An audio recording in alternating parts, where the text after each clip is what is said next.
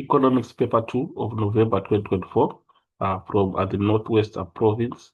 So in terms of our instructions and information, instruction number 1, answer 4 questions as follows. In the answer book, we've got section A, section B, and section C. Of course, section A is compulsory. You have to answer every question that is on that section. Section B, you have to answer 2 of the 3 questions that are there. And then section C, answer 1 of the 2 questions. So very important to take note. So this is what we have. Then moving on to the first part of our question paper, that is our section A. We are going to start on the multiple choice, whereby it is a market structure where the nature of the product is unique and no cross substitute is known as.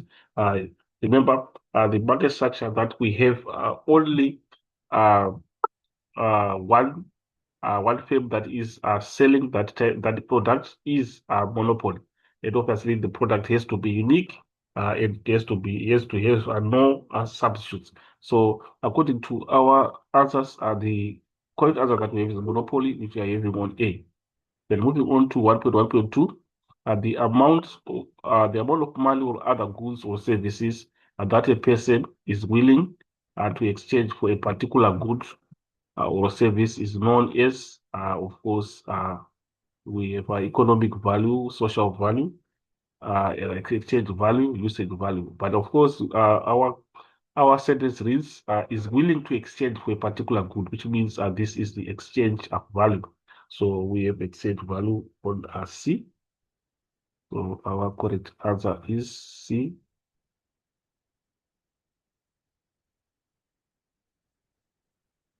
Then we go on to number 3. Utility derived from the additional unit of a given good that were consumed by the consumer is known as, whenever there is an additional, it is marginal. So we have marginal utility as our correct answer. Then on number 4, moving on to the next part, which is now number 4. The tax that is paid indirectly by consumers through the purchase of goods and services known as, and obviously this is indirect tax, which we are having on a B. So we put B as our correct answer. So examples of indirect tax, we put a VAT. Value-added tax is an example of indirect tax, whereby the tax is paid to the firm, but the tax will be directed to the consumer. So the consumer indirectly pays value-added tax. So value-added tax is one of the examples that we have of indirect tax. Then the number 5, a curve that shows the combination of N2 goods or services that can be attained if all the available resources are fully and efficiently used is known as. So you see that this is the production possibility curve. Remember, when we are looking at the production possibility curve, we have got a curve that bows outwards. For example, it will be having a shape like this. So this is an example of a PPC. It is production and possibility curve, of course, behaving. The vertical axis are representing one good, and then the horizontal axis are representing another good. So basically, that's what we have in terms of the PPC. Then moving on to the next, number 6, a market where physical and mental efforts used in the production of goods is traded is known as, this is clearly the labor market, which we are having on B. Or number 7, an increase in the productive capacity of the economy over time is known as, this is basically economic growth, which is also simply measured with the increase of economic activity. So that is what we have in terms of economic growth. Then number 8, the movement of people from one country to another to benefit from the greater economic opportunities in the receiving country is known as, this is simply migration, which we have on D. Then, of course, this is the last question on the multiple choice section with a total of 16 marks. So we move on to the next part of our question, whereby you have to choose a description of column B that matches an item in column A. So the first one is the perfect market. We know that the perfect market is characterized by many firms or many sellers and also many buyers. So of course, also the participants in the perfect market, they've got a perfect knowledge, that is full knowledge of the market, of the market structure. So of course, within that context, we check which one do matches that in terms of our column B. So if you go to our column B, we try to see which one do we have, which is C, a market structure which has a large number of buyers and sellers who are not able to influence the price. Of course, we know that uh, the sellers in the perfect market, and they are price takers. They don't make prices. They take the prices that has been determined by the forces of supply and demand. So we would see as the correct response. Then we've got complementary goods. So we check in terms of the explanations that we have. But if you go to A, goods that are combined together to satisfy a need. For example, we will see D and a CD player. So A is the best description of our complementary goods. The opportunity cost obviously is the cost of the best alternative for gold. So we check now in terms of our column B, which one do matches that.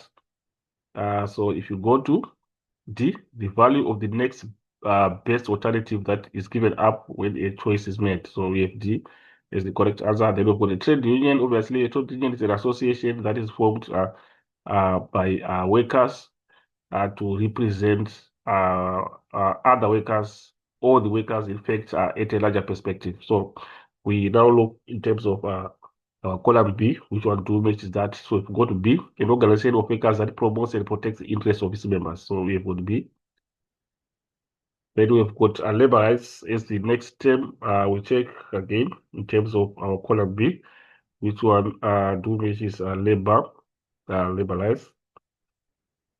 So of course we've got a continuation of our responses up to I. So we can choose from the responses that we have. So if you go to E, legal and moral entitlements that protect the interests of workers and ensure the fair treatment in the workplace. So these are the labor rights. So we have E as the correct answer on that part. On the next part, we've got economically marginalized groups, but we know that economically marginalized groups are populations excluded from full participation in the economy due to factors like discrimination, a lack of access to resources, and systemic advantages. So these are the explanations that we have in terms of economically marginalized groups. So within that context, we check which one do matches that explanation. So if we go down checking, you'd see that we've got further responses that we can include. So if you go to I, is the most appropriate, whereby it reads a segment of society that faces significant economic challenges and barriers, limiting their access to resources, opportunity, and social mobility. So I is the best match for economically marginalized groups. So basically, that's what we have on that part. So we indicate as such whereby we are saying we have I as the correct response. So from there, we move on to the next one, which is the unemployment rate. Of course, the unemployment rate, we are looking at the people uh, that are employable and are looking for jobs and are not finding the jobs. They are not employed. And then obviously that is going to be the numerator over the total labor force that we have in the economy. Times 100 over 1, we get the unemployment rate. So it can be expressed as a percentage. If we go to H, is the percentage of the EAP that is unemployed within a specific area or demographic group. So we have H as the appropriate explanation that we have. Then we've got full employment. So in terms of full employment, again, I will check which one to measure that. Of course, this is when all people who want to work, who are looking for a job, are able to get a job. So G is the most appropriate. So this is what we have for the matching part. So with that, we move on to the next part, which is 1.3. We have to give one term for each of the following descriptions. Write only the term next to the question number. So of course, the first explanation is the degree of satisfaction that a household or consumer derives or expects to derive from the consumption of a good or service. So you would see that this is described as utility, which is generally the satisfaction gained from consuming a product. So we have got utility. Then on the second part, a form of financial assistance or benefit from the government to businesses to promote specific economic activities.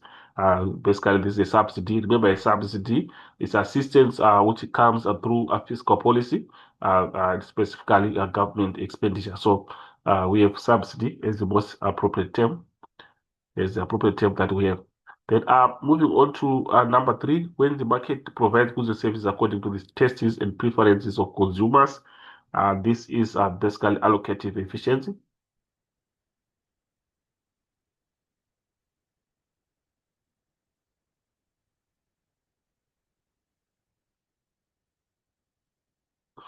The number four, an act that regulates the organizational rights of trade unions, promotes and facilitates collective bargaining at the workplace. So this is the Labor Relations Act. So on that part, we've got the Labor Relations Act.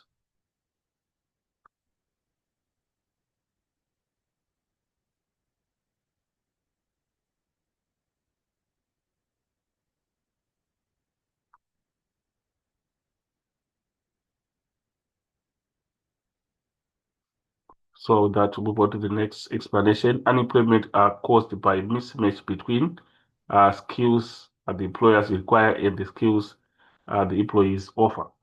So this is structural unemployment.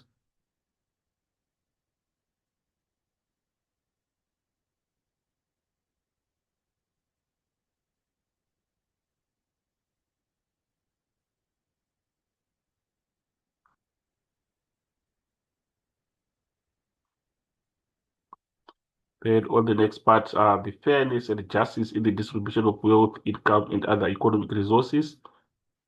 It is the economic equity.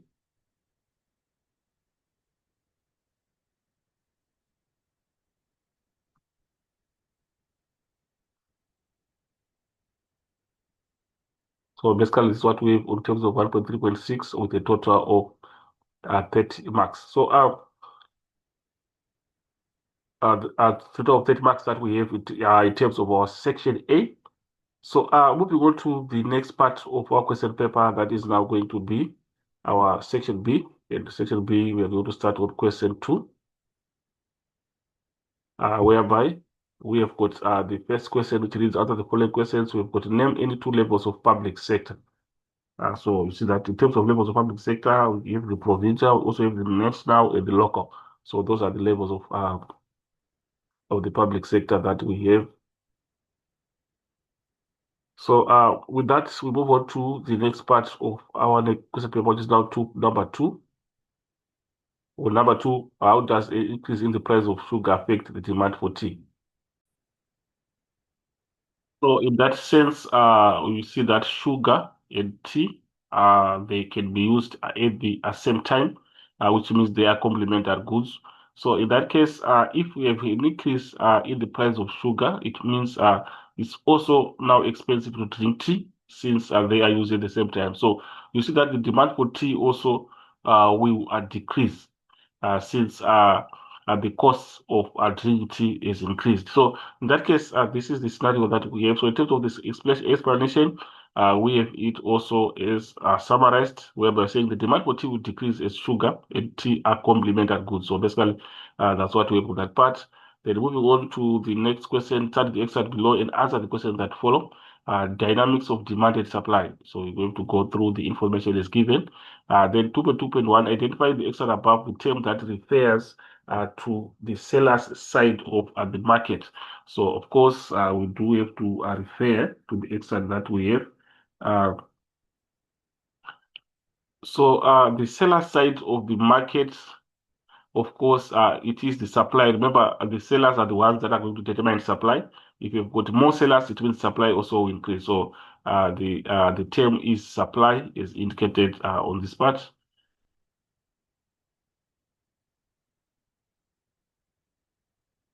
So we have supply as the term. Then on 2.2.2, name one determinant of a supply. What determines a supply? See that the price of the goods or services also can determine supply, whereby if the price increases, it means firms are motivated to produce more or sell more, since they are now earning more revenue from selling one unit of a product. So in that case, price can also be a determinant. And also, if you look at the state of the economy, can also determine supply in terms of the cost of producing those products. Is it low or is it high? So if I've got a low cost of production, it means also the supply will increase. So typically, those are the determinants that we can try to come up with. But of course, the question requires us to come up with only one determinant. So we have those determinants as listed in another section, whereby we have got the price of the goods or services, the state of the technology, the price of alternative goods and services, and the price of factors of production also can also determine our supply. So this is what we have. Then on the next part, briefly describe the term demand. Demand refers to the quantity of goods and services that prospective buyers are willing to purchase at the given price with a given period of time. That is the explanation on demand. Then 2.2.4 explains the relationship between prices and the quantity of goods are demanded.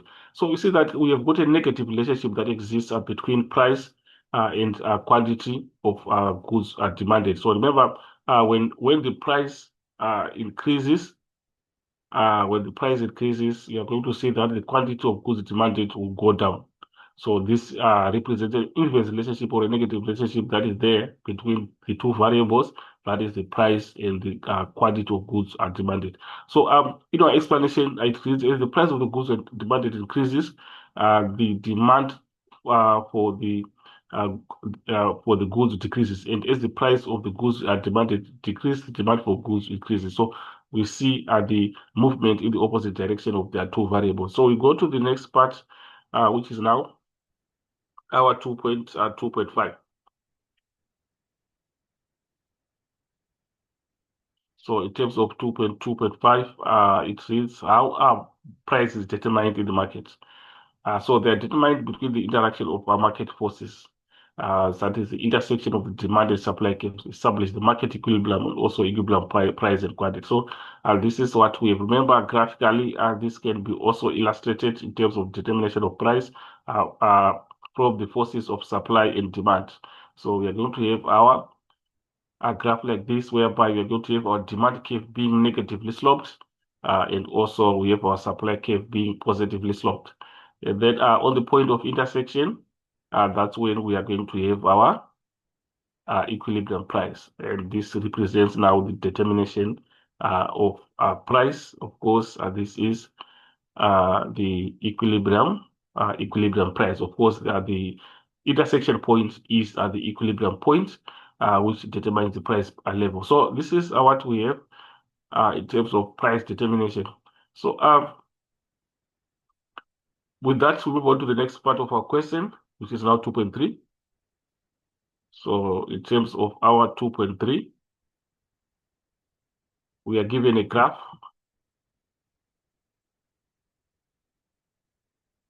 So our graph now, inside the graph below and answer the question that follow. Of course, we see that this is the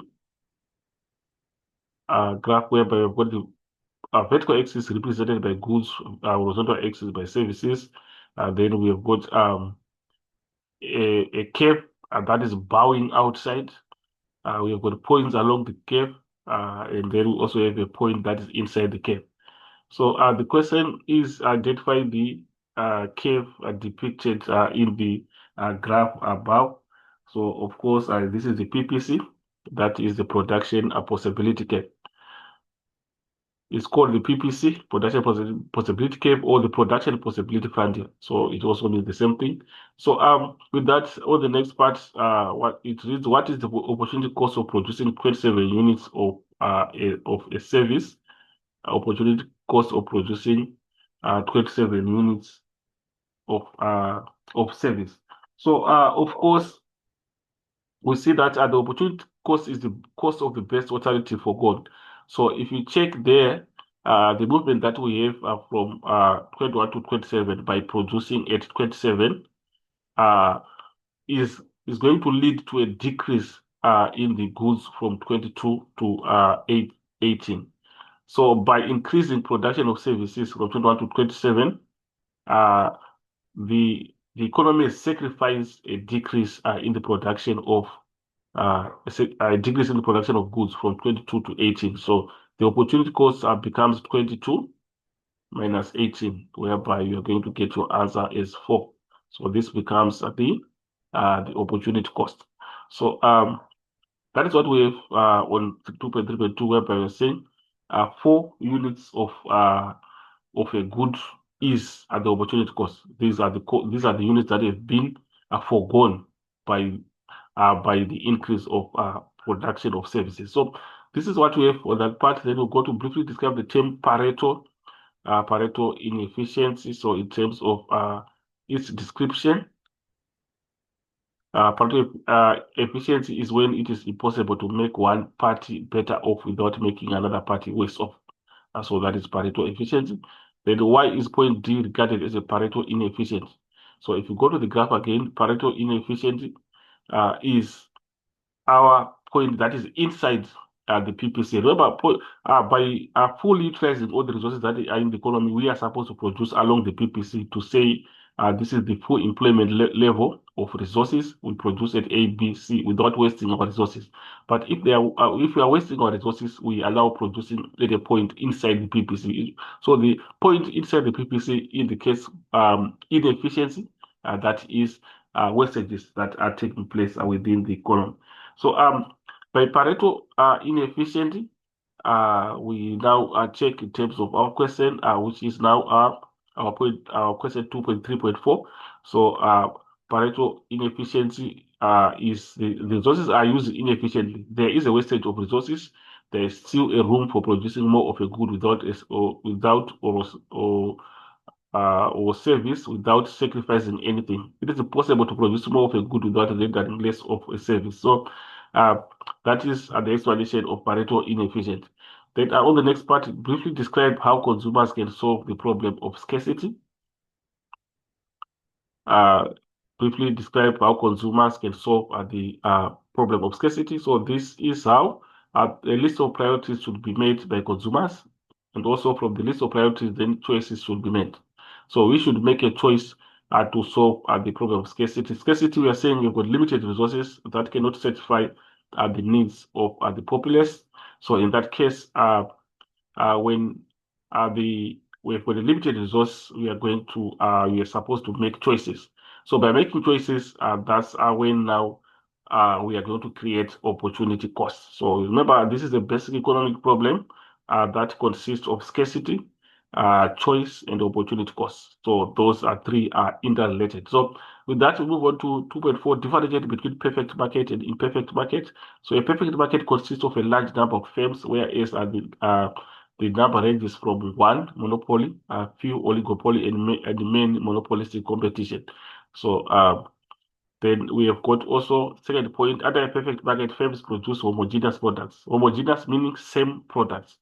The products are similar, which are identical in terms of the quality, appearance, packaging, ingredients, whereas the nature of the product ranges are from unique. So these are the points that we have on 2.4. And of course, if we move on, you'll see that we have got a continuation of those explanations, whereby we also have in the perfect market, firms are price takers because the prices are determined by market forces of demand and supply, whereas firms have some degree of control over price, which range from little uh, under monopolistic competition and considerable oligopoly to full control monopoly under imperfect market. So You see that under perfect market firms are price takers, whereby under imperfect we are going to see firms are ranging from having limited control over setting of prices to full control under monopoly. So under monopoly, that's when a firm has got the full control of setting its own price. So they are price makers. So we've got further points that are pointing out the discrepancies or differences that exist between a perfect market and a perfect market.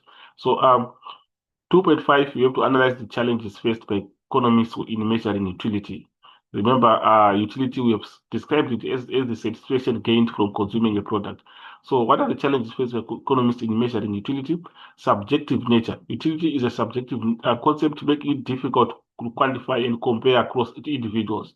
Also, it is intangible. Utility is intangible concept, making it hard to measure directly. Interpersonal comparisons, also comparing utility across individuals is challenging due to differing preferences and skills. So further points also have in terms of challenges faced by economists in measuring utility. So this is what we have on 2.5. But of course, this is the last part that we have in terms of our question. Question 2, of course, from there we move on to the next question, which is going to be our question 3. So question 3, we are looking at contemporary economic issues, of course, with 40 marks and required to spend on average 30 minutes. So first part of the question, name any 2 ways in which unemployment figures are obtained in South Africa. So you'd see that I think it will be obtained in through a census, a population survey, or registration of unemployed with the Department of Labor. Also, sample survey, that is the quarterly labor force survey by Statistics South Africa, that is just SA. So this is what we have on the first part. The second part, what is the negative impact of Basic Conditions of Employment Act on businesses? The Act forces businesses to comply with many legal requirements, which may increase labor costs. So that is the disadvantage that is there. That is the negative impact. So we move on to the next part, which is now 3.2. Study the extract below and other questions that follow. Of course, we're given the extract of steel industry unions urged to temper demands in wage negotiations. So you can go through. Information is given, and then on the first question, that is 3.2.1, it reads identify the trade union that accepted a wage offer of 6% from the extract above. So we move on to the extract and try to see what actually do we have as a trade union that accepted the wage offer of 6%. So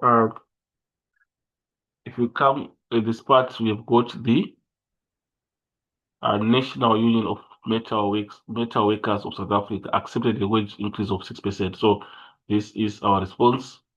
National Union of Metal Workers of South Africa, that is the NUMSA. That is our response on that part. Then moving on the next question. How many workers are employed by Steel and Engineering Industries Federation of South Africa? We see that we got the figure of which we have here, 170,000 workers. So that is our response to that one. Then the next question briefly describe the term collective bargaining. So collective bargaining, we have the explanation is the process of negotiations between an employer and the representative of a unit of employees, which is aimed at reaching an agreement about a work-related disagreement. So that is collective bargaining. Then on the next part, briefly explain the effects of strikes on the economy. Obviously, these are going to be negative impacts. We are going to have a reduction in the production of goods, which is going to negatively affect the GDP, that is the gross domestic product, which also is going to draw back, causing a drawback or a decrease in economic growth. So those are negatives in terms of viewing it from a macroeconomic perspective. So you go to the first part, whereby it sex lead to a halt in production, resulting in lost output and reduced productivity and decreased economic activity, which is clearly as indicated. Then we'll go to the second part. Prolonged strikes can reduce economic growth as lost productivity and output can lead to decreased GDP. Remember, GDP is gross domestic product. Then, in some cases, strikes can lead to permanent job losses, particularly if businesses are forced to close or downsize. So clearly, these are the negatives that we can deduce from strikes. Then, moving on to number 3.2.5, it reads, why is it beneficial for employees to join a trade union? So obviously, this is for the sake of being protected in the workplace. So the first point, trade unions help employees achieve good wages and work conditions from employers is our first point. Second point, trade unions work towards reducing any loss of jobs through retrenchment. So this is what we have done. Moving on to now question 3.3, which reads, study the cartoon below and answer the questions that follow. Of course, we have got a cartoon whereby we've got one of the cartoons saying this isn't how we envisaged broad-based empowerment, whereby we've got the mass that we have on this side, whereby they are showing that they are demonstrating and they are holding jobs and poverty. It's a job and poverty match, as indicated. So we now have the first part of the question, which is saying, what does the acronym BEE stand for? And we know that BEE it stands for Black Economic Empowerment. Black Economic Empowerment is indicated. All the other section is on this part with a Black Economic Empowerment. So moving back to the next question, which government department is responsible for the implementation of the broad-based Black Economic Empowerment Act? You see that this is the Department of Trade, Industry and Competition, which is the DTIC, is indicated again. We have the Department of Trade, Industry and Competition. Then briefly describe the term capital. This is money used by a business in order to establish a business. The next question, what will happen to the unemployment rate if the government focuses on developing the skills of South African citizens? So unemployment rate will obviously be reduced since the people of South Africa will become employable. So they can easily be employed, which is going to reduce the unemployment rate. So South Africans will have necessary skills needed in the labor force, in the labor market for employment, unemployment rate will decrease. So that's the explanation. 3.3.5 briefly explain the successes of the broad-based Black Economic Empowerment Act in South Africa. So you'll see that the broad-based Black Economic Empowerment is a South African law designed to promote economic transformation and the participation of Black people in the economy. So at the end of the day, it provides a legislative framework for the triple BEE, which is a set of government policies and laws aimed at redressing economic inequalities from the apartheid era. So, in that sense, the Act seeks to increase Black ownership and management in enterprises. Also, it seeks to promote skills development and also ensure broader socio-economic participation, including the women, the youth, also are included in that perspective. So, with that, our question requires us to briefly explain the success of the broad-based Black Economic Empowerment Act. So the first point is that increased Black ownership, significant increase in Black ownership and control of businesses, also job creation, skills development, economic growth, and also diversification. So moving on to the next part is 3.4. Briefly describe the economically marginalized groups in South Africa. You see that these are the disadvantaged. So in South Africa, rural people, women, handicapped persons, older people, and school leavers are marginalized groups. These groups find it difficult to access employment. If they do have some kind of employment, they are the first to be affected when cyclical downswings occur. So these are the explanations on economically marginalized groups. Then 3.5, how can the government provide support to small, medium, and micro enterprises? Access to funding is the basic, the main one, the most important one. since the small, medium, and micro enterprises usually face financial challenges. Then the second one, training and mentorship, offer business skills training, mentorship programs, and workshops. Also, regulatory support, simplify regulatory processes, reduce bureaucracy, and provide compliance assistance. So these are some of the ways to provide support. We have got further points that we can include on that. And of course, this is the last part that we have in terms of our question 3.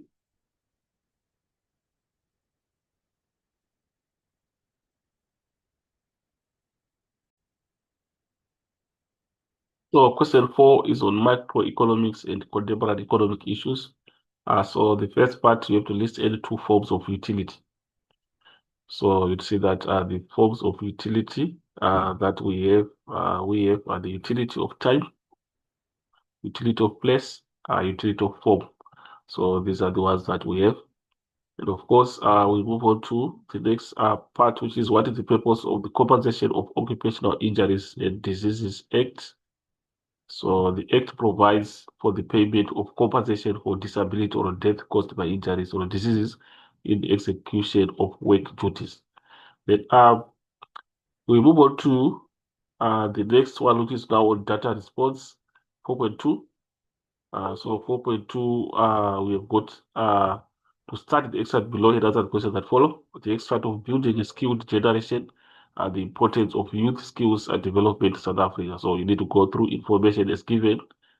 Then beneath that, the first question, identify one skills development program that the government launched in the extract above. So you'd see that if you come at this point, we have got programs such as the National Youth Policy, the National Youth Policy. We also have the Skills and Development Act.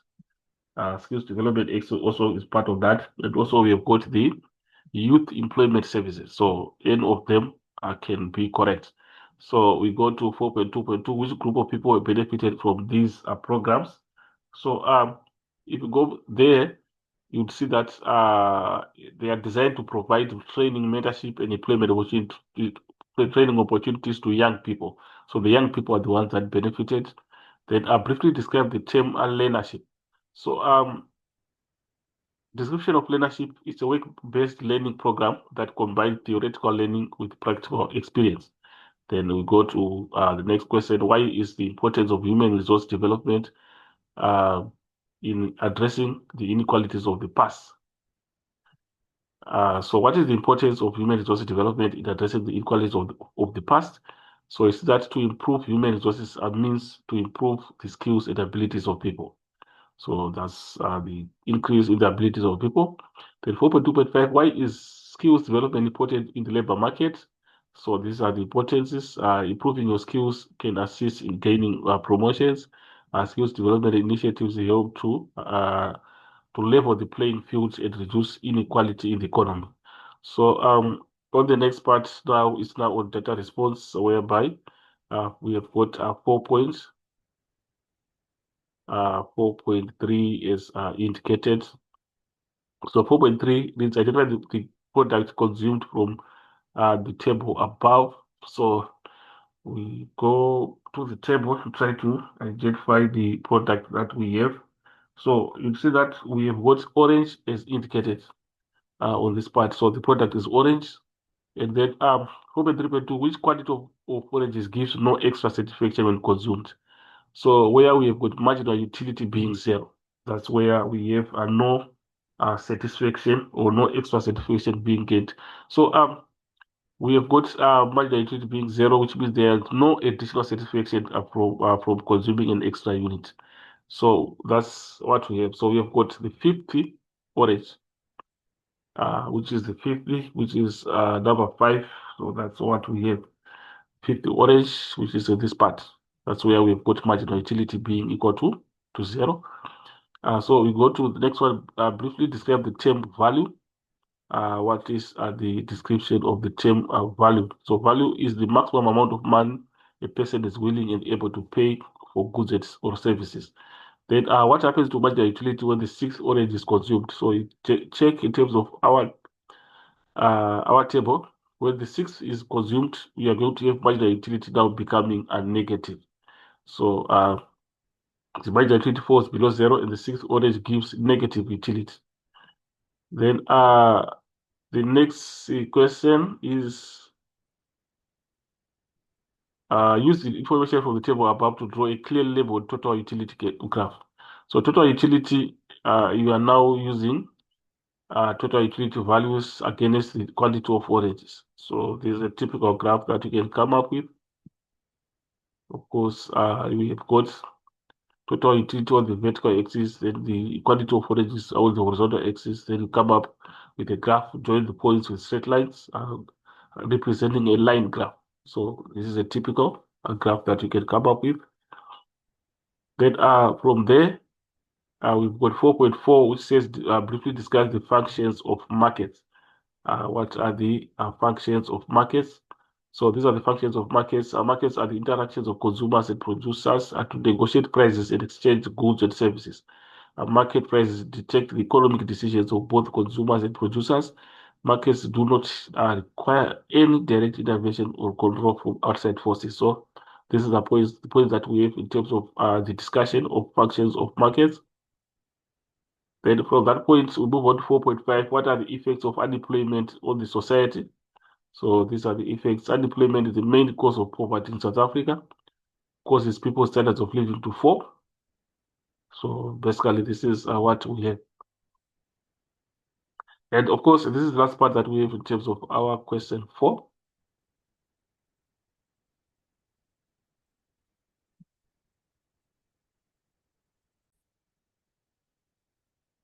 So moving on question 5, that is on, or is a part, we've got question 5 on microeconomics.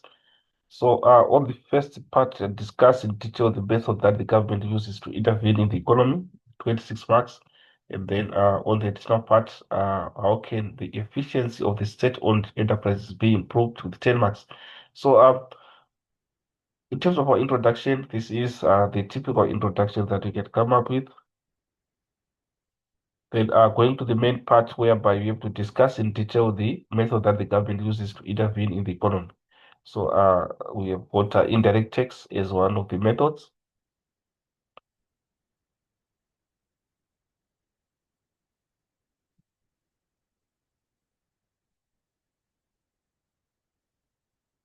So we also have subsidies.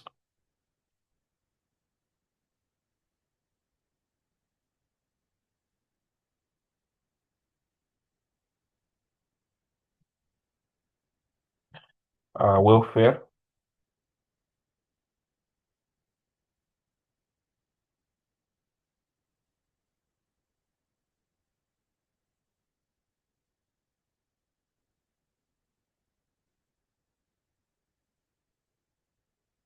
We have production.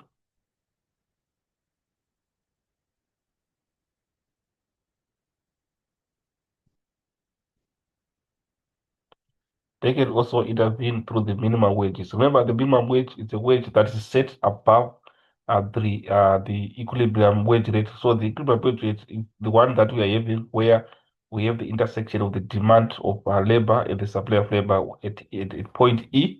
That is the intersection point. So this is the original wage rate. And then a minimum wage is set above the equilibrium point. Remember, when a minimum wage is set above the equilibrium wage rate, it is set to increase the wages that are being earned by the workers. In that process, we're going to see that there is going to be any creation of excess supply. So you see that if it increases to W1, the supply will increase to Q2. But the demand will decrease to Q1. Why? Because the demand of labor is being determined by the firms that are obviously accommodating those workers in their workplaces. So it becomes more expensive to employ workers, so they reduce the demand. So in that case, there will be now a creation of excess supply of Q2 minus Q1.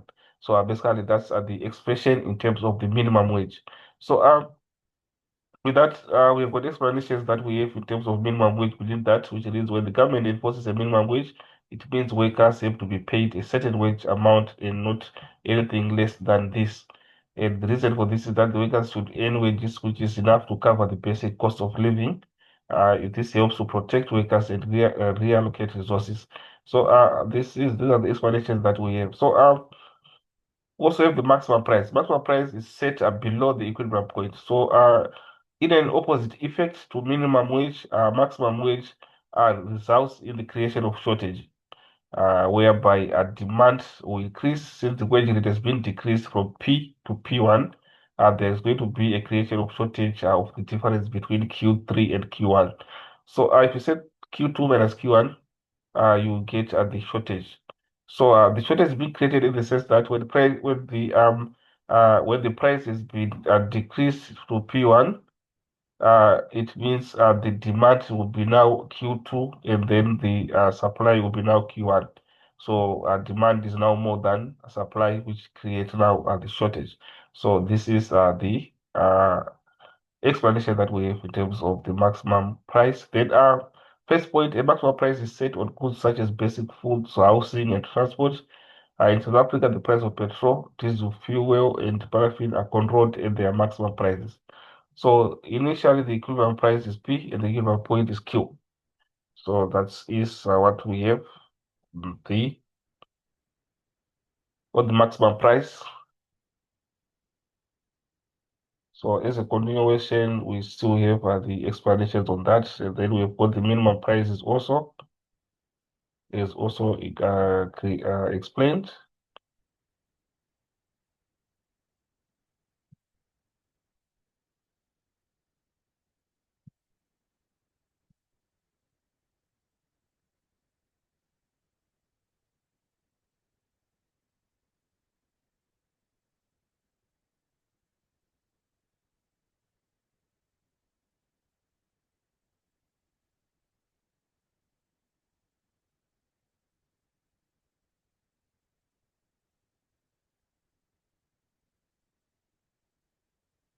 So on the additional part, remember, we can just refer back to the question of the additional part, whereby how can the efficiency of the state-owned enterprises be improved? So in that sense, by forming private-public partnerships to enable a faster, more efficient delivery of goods and services, setting clear costing and development mandates with financial implications clearly set out, developing a framework for the appointment and remuneration of members of the boards of state-owned companies, ensuring efficient management and accountability. So these are some of the points that we can come up with.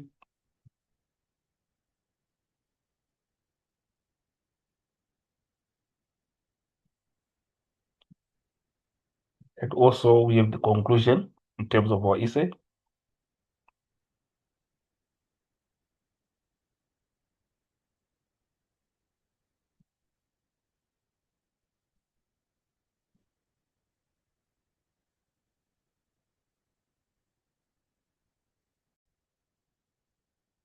So in terms of our question 6, is on contemporary economic issues, whereby the first point with reference to the causes and effects discuss unemployment detail. So it means we are supposed to go through the causes of unemployment and the effects of unemployment.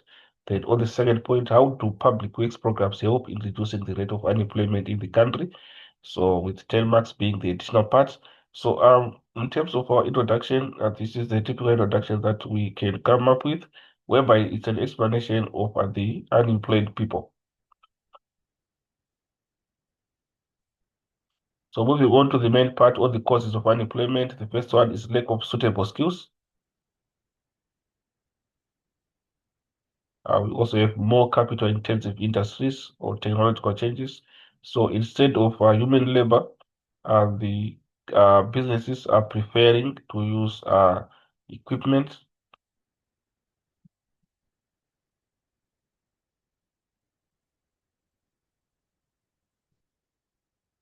Also have trade unions and labor legislation. So from the trade unions and labor legislation point of view, the demands of trade unions for increased wages results in South African products being more expensive than imported goods. This leads to many firms being forced to close as they can no longer compete. which ultimately leads to thousands of workers losing their jobs. So this is the explanation.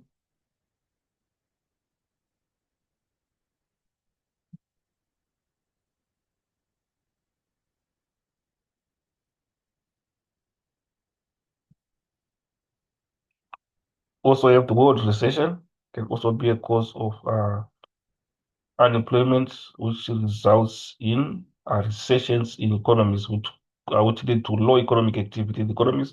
So when the economic activity is decreased, it means also the businesses are going to accommodate less workers.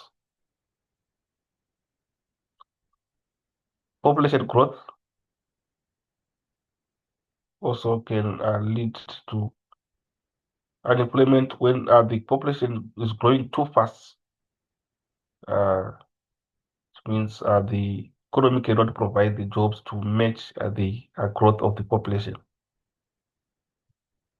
Then low rate of economic growth also.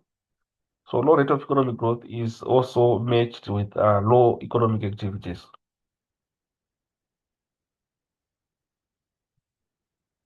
Then on the second part, effects of unemployment. So you're going to notice the negative effects of unemployment, effects on households and individuals. Unemployment has the following effects on households: more poverty, less consumer spending, lower standard of living, decrease in self-respect and confidence, poor physical and psychological health. So this is quite clear. Then burden on taxpayers.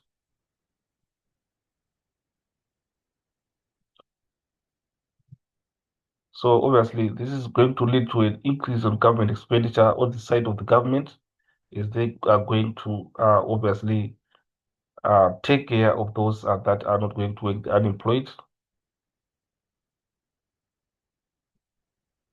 in the form of a social welfare grants. So the first point reads: a large amount of money are paid out by the state as social welfare grants to the unemployed and poor people. So that is a negative impact that we are seeing, causing a strain on the fiscal space.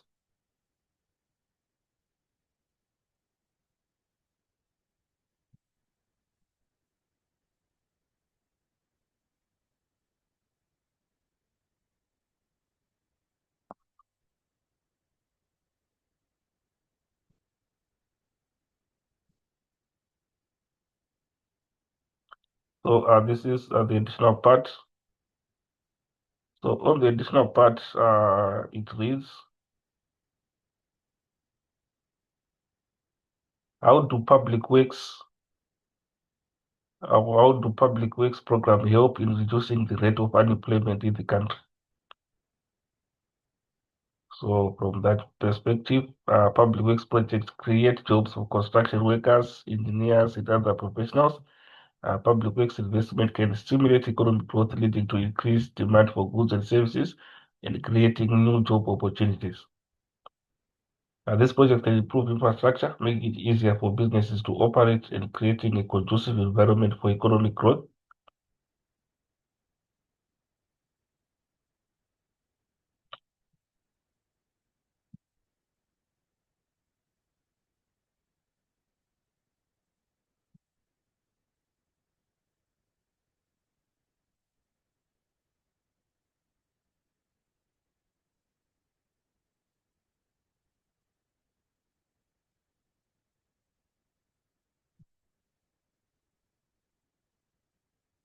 So in terms of our conclusion, this is a typical conclusion that we can come up with.